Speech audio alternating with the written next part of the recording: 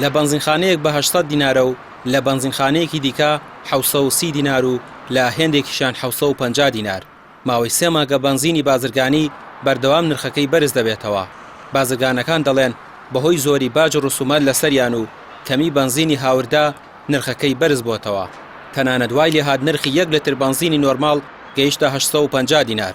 سەرڕای ئەو نرخە بەرزە بەشێک لە بازرگانەکان دەیانوت هێشتا لە زەرەردان لەگەڵ بڵاوبوونەوەی هەواڵی هاتنی 1 ملیۆن لتر بەنزین لە عێراقەوە کتوپڕ بەنزینخانەکان 50 بۆ 75 دینار نرخی بەنزینیان دابەزان.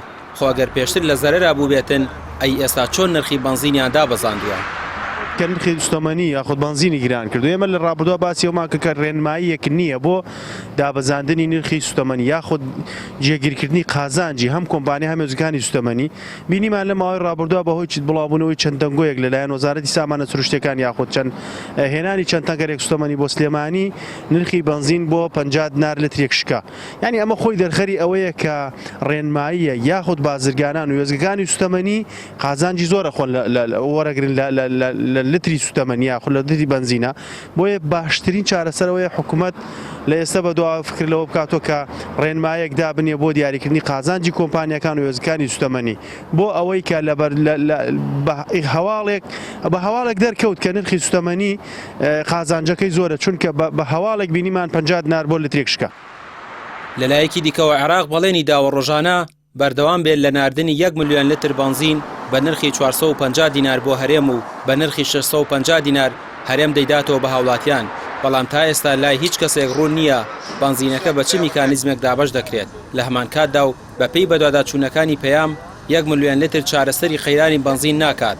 بۆ پێی هەرێمی کوردستان ڕۆژانە پێویستی بە 5 ملیۆن لتر بەنزین هەیە. بۆیە چارەسەر ڕاستەقینەکە ئەوە نییە کە حکوومەت پەنای بۆ بردووە، بەڵکو پێویستە حکوومەت نەوتی خاو بدات بە پاڵاوگە ناخۆیەکان و پشتگیری بەنزینی حکومی بکات. خۆی شتەکە دیارە یعنی سیرکە لە هەموو شتەکان گران بوو بۆنێ کە تۆ شەکە بە سیارەکە شتی ئیژی بێگەی کە بەزنی گرانێک ئەو شتانشی کە پێیەنیت گرانە بێ. دەوری نییە 1 ملیۆن جار قسەکە هیچ دەورێکی نییە. ئەوان نایە تا قسە بکەیت چەند ساڵ لە 91 و خەڵک قسەکە دەوریشی هیچ دەورێکی نییە بە سەرێشان بۆ خەڵکەتەوە. بعين ساعات حوت ودرجون حفاظ بينك تمام بنزين. بڵاوبوونەوەی دەنگۆی هاتنی بەنزینەکەی عێراق و دابەزاندنی نرخی بەنزین لە بەشێک لە بەنزیخانەکان ئەوە دەردەخات بەشێک لە بازرگانەکانیش قۆڕخکاری دەکەن لە بازاردا لە فرۆشتنی بەنزین و تا فشار دروست نەبێت نرخی بەنزین دانابەزێنن.